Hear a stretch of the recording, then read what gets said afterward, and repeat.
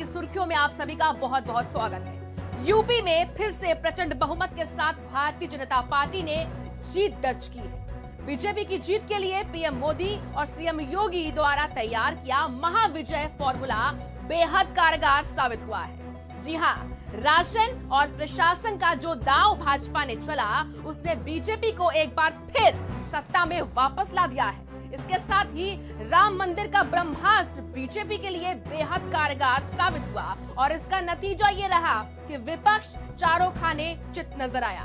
तो आज सप्ताह की सुर्खियों में बात करेंगे आखिर वो कौन सा फैक्टर था जिसकी बदौलत बीजेपी ने एक बार फिर प्रचंड बहुमत से जीत हासिल की। इसके साथ ही बात करेंगे बीजेपी के बड़े ओहदेदारों की जिन पर स्थानीय मुद्दे भारी पड़ गए और जनता ने अपने मत से कई रसूखदारों के कद को बौना कर दिया। इसके बाद बात उस फैक्टर की जिसने अखिलेश को सत्ता में आने से रोक दिया। तो चलिए कार्यक्रम को आगे बढ़ाते हैं और शुरू करते हैं सप्ताह की सुर्खियां।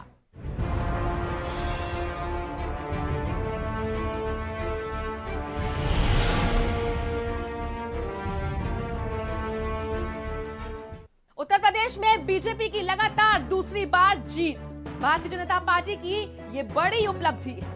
7 साल पहले भाजपा यूपी में अपने अस्तित्व की लड़ाई लड़ रही थी, लेकिन 2014 से भाजपा की जीत का जो सिलसिला शुरू हुआ वो हर बार एक नया रिकॉर्ड बना रहा है। 2022 के विधानसभा चुनाव में जब विपक्ष हवा बन रहा था, तब भाजपा ने मोदी और योगी की अगुवाई में सत्ता की ऐसी जमीन बनाई जिससे न केवल विपक्ष के पांव उखड़े बल्कि भाजपा ने जीत की वो फसल उगाई जो 3.5 दशक में नहीं उगी थी। मोदी के राशन और योगी के प्रशासन को घर घर पहुंचाकर विपक्ष ने जातीय गणित को दहा दिया।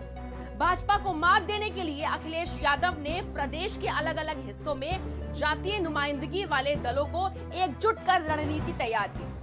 पश्चिम में आरएलडी से गठबंधन किया और पूरब में राजभरों के असर वाले सुभाषपा को साथ लिया।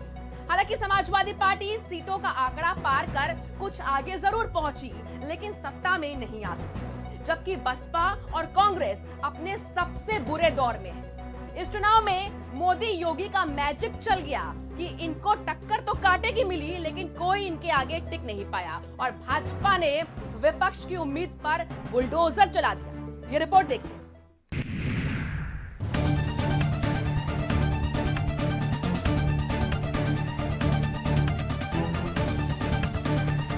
यूपी विधानसभा चुनाव की घोषणा के बाद से 2 महीनों तक सभी पार्टियों ने जीतोड़ मेहनत की, लेकिन जनता ने सत्ता की गद्दी उसे ही सौंपी जिस पर उनको भरोसा हुआ।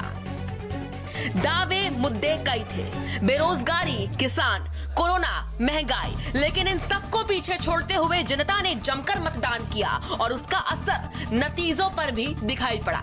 2017 के बीजेपी के सोशल इंजीनियरिंग के फॉर्मूले को कॉपी करके अखिलेश यादव ने छोटे दलों के साथ गठबंधन किया और उन पर भरोसा जताया और यूपी के अलग अलग जिलों और विधानसभा सीटों पर जातीय समीकरणों को साधने की पूरी कोशिश की और मतदान के बाद आए एग्जिट पोल के नतीजे ही ज्यादातर जगहों पर रिजल्ट में बदलते नजर आए।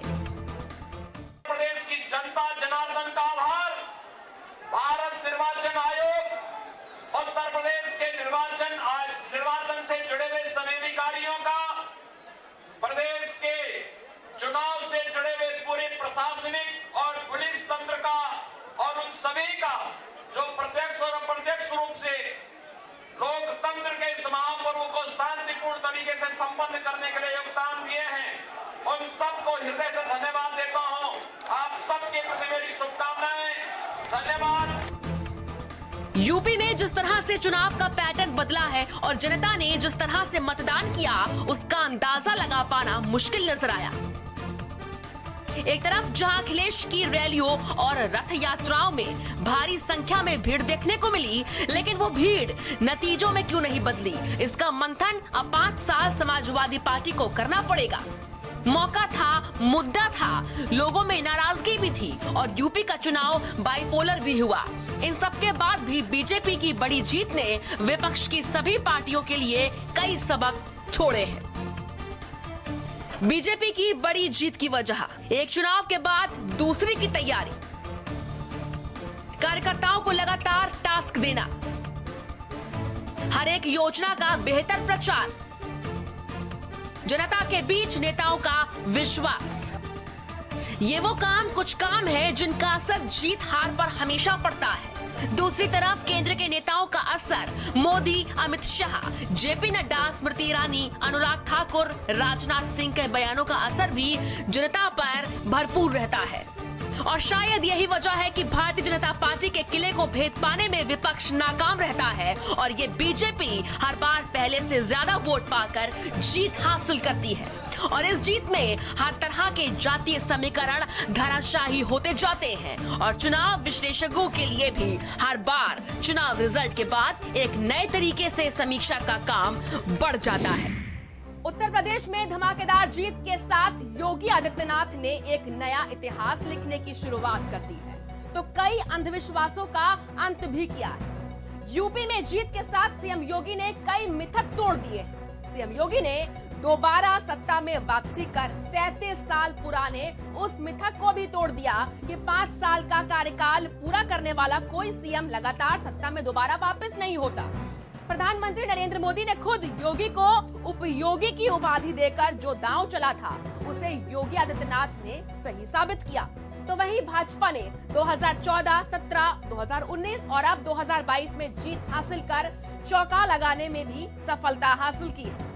चुनाव के पहले सोशल मीडिया पर एक सवाल बहुत पूछा जा रहा था कि यूपी में काबा, तो भाई जनता ने जवाब दिया कि यूपी में फिर बाबा। गुरुवार को आए यूपी विधानसभा चुनाव के नतीजों में भाजपा गठबंधन ने 2/3 से ज्यादा सीटें जीतकर इतिहास रच दिया है। 37 साल बाद यूपी में किसी सीएम की अगुवाई में दोबारा सरकार लौटी है, जो सीएम योगी के लिए खुद एक बड़ी उपलब्धि। सीएम योगी ने पहली बार एमएलए का चुनाव लड़ा और गोरखपुर सदर सीट से 1,04,000 से ज्यादा वोटों से जीत दर्ज की। 2003 के बाद योगी आदित्यनाथ पहले सीएम होंगे जो विधानसभा के सदस्य होंगे। 26 साल की उम्र में सीएम योगी पहली बार सांसद बने और लगातार 5 बार सांसद रहे। देश की आजादी के बाद उत्तर प्रदेश में ऐसा पहली बार होगा जब कोई मुख्यमंत्री अपने 5 साल का कार्यकाल पूरा करने के बाद दोबारा सत्ता पर काबिज होगा। प्रदेश के 70 साल के इतिहास में अब तक ऐसा नहीं हुआ है।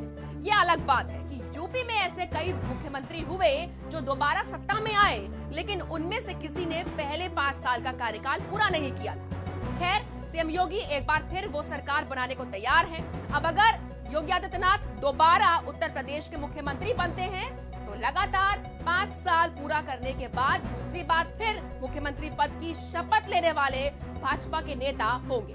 रिपोर्ट देखिए।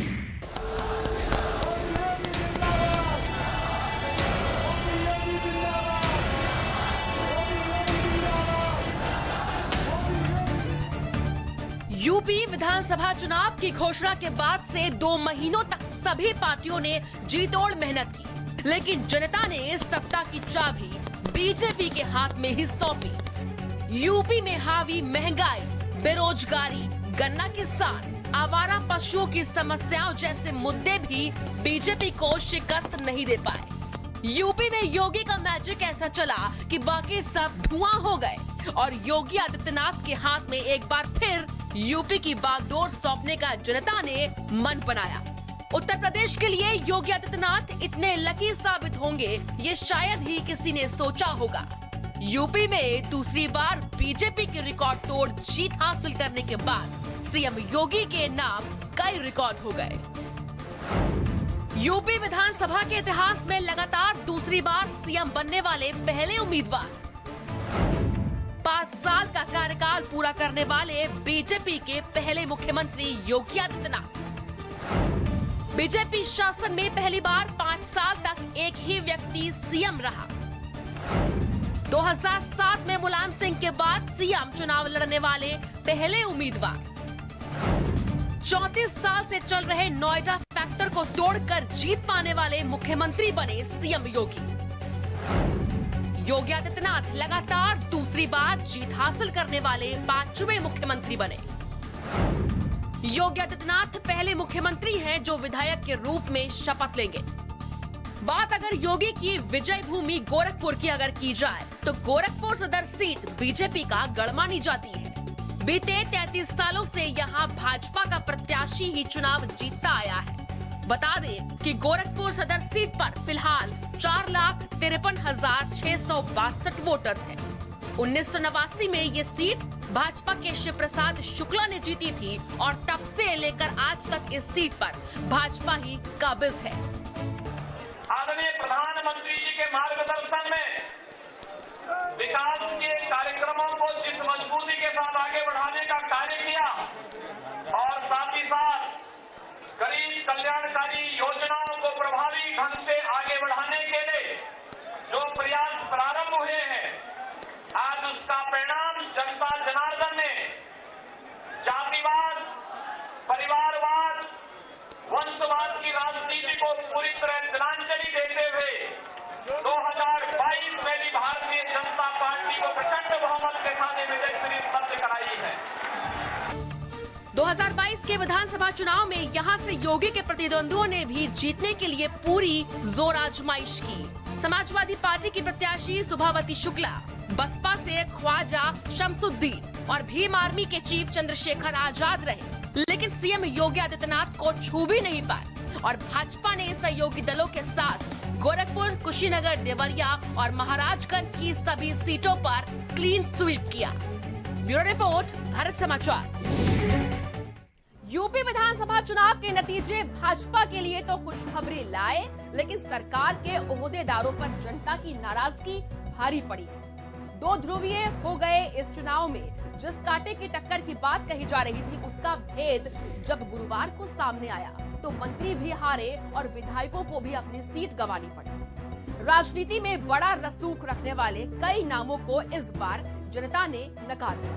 इसमें deputy CM Keshav Prasad Maurya, cabinet मंत्री सुरेश राणा, मोती सिंह, राज्य मंत्री स्वतंत्र प्रभार सतीश चंद्र द्विवेदी, उपेंद्र तिवारी, लखन सिंह राजपूत, संगीत बलवंत, राज्य मंत्री चंद्रिका प्रसाद उपाध्याय, आनंद स्वरूप शुक्ला, रणवेंद्र सिंह धुन्नी समेत कई चेहरों को इस बार जनता ने नकार दिया। कैबिनेट मंत्री सुरेश राणा की हार जाटों और मुस्लिम वोटरों के एक साथ आने को माना जा रहा है, तो वहीं केशव प्रसाद मौर्य भी अपनी सीट सिराथू में लगी ओबीसी वोटरों की सेंध से पिछड़ गए। उन्हें सपा की पल्लवी पटेल के हाथों हार मिली। बहरहाल चुनाव परिणामों से साफ है कि पार्टी की गोलबंदी के इतर लोकल मुद्दों पर भी जनता ने अपनी राय को जाहिर किया है। एक रिपोर्ट देखिए।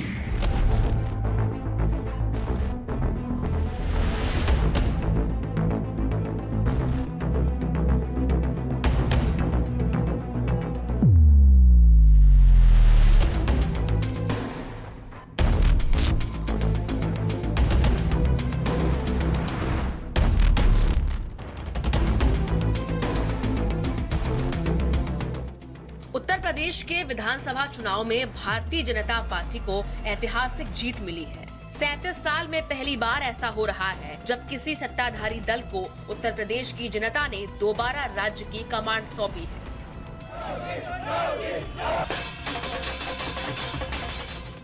बावजूद इसके योगी आदित्यनाथ सरकार के 11 मंत्री चुनाव में अपनी सीट नहीं बचा पाए और उन्हें करारी हार मिली है। इसमें राज्य के निवर्तमान उप मुख्यमंत्री केशव प्रसाद मौर्य और गन्ना मंत्री सुरेश राणा जैसे कद्दावर नेता शामिल हैं। 1985 के बाद उत्तर प्रदेश में लगातार दूसरी बार बहुमत के साथ सरकार बनाने वाली बीजेपी की प्रचंड लहर के बावजूद उसके कई मंत्री चुनाव हार गए। हारने वाले मंत्रियों में निवर्तमान उप मुख्यमंत्री केशव प्रसाद मौर्य का नाम भी शामिल है, जो सिराथू सीट पर समाजवादी पार्टी की पल्लवी पटेल से 7,337 मतों से हार गए। इसके अलावा गन्ना मंत्री सुरेश राणा शामली जिले की थाना भवन सीट पर रालौद के अशरफ अली खान से हार गए। सुरेश राणा की गिनती योगी आदित्यनाथ के सबसे करीबियों में होती है, तो वहीं बरेली की बहेरी सीट पर मंत्री छत्रपाल सिंह गंगवार को समाजवादी पार्टी के अताउर रहमान ने मतों से हरा दिया। ग्रामीण विकास मंत्री राजेंद्र प्रताप ग्रामीण विकास मंत्री राजेंद्र सिंह उर्फ मोती सिंह प्रतापगढ़ की पट्टी सीट पर समाजवादी पार्टी के राम सिंह से हार गए।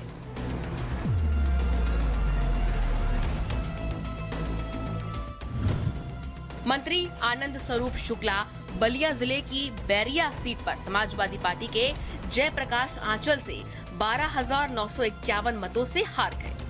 राज्य के खेल मंत्री उपेंद्र तिवारी बलिया के फेफना सीट पर समाजवादी पार्टी के संग्राम सिंह से 19,354 मतों से हार गए। इसके अलावा फतेहपुर जिले की हुसैनगंज सीट पर समाजवादी पार्टी की उषा मौर्य ने मंत्री रणवेंद्र सिंह धुन्नी को 25,181 मतों से हरा दिया। गाजीपुर सीट पर मंत्री संगीता बलवंत को सपा के जय किशन ने शिकस्त दी है। औरैया जिले की दिव्यापुर सीट पर समाजवादी पार्टी के प्रदीप कुमार यादव ने मंत्री लखन सिंह राजपूत को 473 मतों से हरा दिया और राज्य के बेसिक शिक्षा मंत्री सतीश चंद्र द्विवेदी को सिद्धार्थनगर की इटवा सीट पर सपा उम्मीदवार और विधानसभा के पूर्व अध्यक्ष माता प्रसाद पांडे ने हराया था। बहरहाल ये राजनीति है और इसमें जीत हार का सिलसिला जारी रहता है, लेकिन जहां एक तरफ बीजेपी में जीत की खुशी है तो वहीं कई ओहदेदारों की हार का गम भी है। ब्यूरो रिपोर्ट, भारत समाचार। यूपी की चुनावी जंग में अखिलेश दमदार तरीके से लड़े, लेकिन उन्होंने यूपी पर काबिज होने का जो संकल्प लिया था वो कामयाब नहीं हो पाया। सवाल ये है कि आखिर कौन सा वो फैक्टर रहा जो अखिलेश को सत्ता की कुर्सी तक नहीं पहुंचा पाया। उत्तर प्रदेश में जो नजारे थे, जो मुद्दे हावी थे, उन्हें देखकर माना जा रहा था कि किसान आंदोलन का बड़ा फायदा समाजवादी पार्टी को होगा और इसीलिए अखिलेश ने आरएलडी को अपने साथ लिया। अब उनके साथ रथ में भी घुमाया, लेकिन फिर भी सत्ता की कुर्सी नहीं मिल पाई। देखिए, ओवरऑल गठबंधन को देखें तो तमाम छोटे बड़े दल थे, लेकिन इन दलों में जो सबसे बड़ा दल था वो था आरएलडी। आरएलडी के साथ गठबंधन का जो मकसद था वो था पश्चिमी यूपी के किले को फतेह करना। जो किसान आंदोलन का मुद्दा चला वो बाद में तीनों कानूनों को वापस लेने के बाद ठंडा पड़ गया, लेकिन जब ये मुद्दा गर्म था तब समाजवादी पार्टी का ये गठबंधन पूरी तरह से आश्वस्त था कि पश्चिमी यूपी का जो किला है पूरी तरह से फतेह होगा। किसान आंदोलन, महंगाई, बेरोजगारी, आवारा पशुओं से नुकसान के सवाल वोट का आधार नहीं बन पाए। अगर आप आंकड़ों को देखेंगे तो उसमें समाजवादी पार्टी की स्थिति इस बार बेहतर नजर आती है। 10% वोट शेयर और पहले से दोगुनी सीटें इस बार सपा के खाते में आई हैं। लेकिन सबसे बड़े एंटी बीजेपी चेहरे के तौर पर अखिलेश यादव नतीजे देने में असफल रह गए। फिलहाल अखिलेश यादव के आगे सियासत में कद बचाने और पार्टी के कोर वोटरों को संभाले रखने की चुनौती है। रिपोर्ट देखिए। यूपी की चुनावी लड़ाई, साइकिल क्यों हो गई धराशाही? योगी के सामने अखिलेश जयंत फेल। चुनावी रैलियों में जन सैलाब।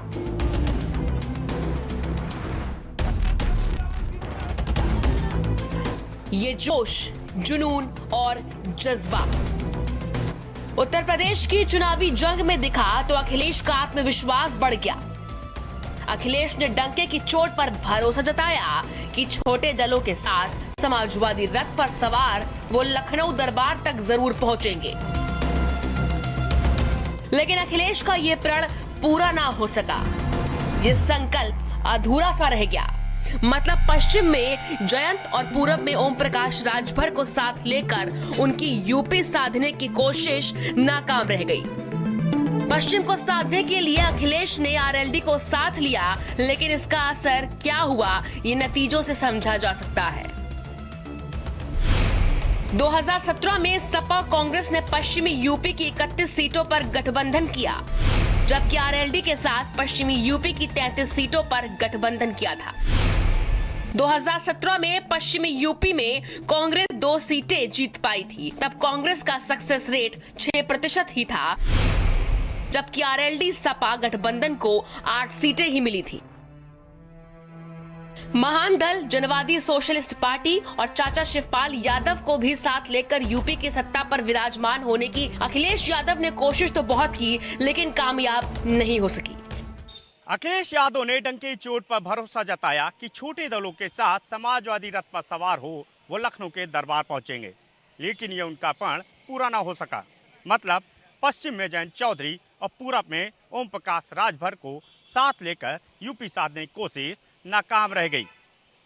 अखिलेश ने पश्चिम में आरएलडी का साथ लिया, लेकिन इसका असर क्या रहा ये नतीजे खुद बयां कर रहे हैं। कैमरामैन गिरीश साथ अनूप कुमार, भारत समाचार, लखनऊ।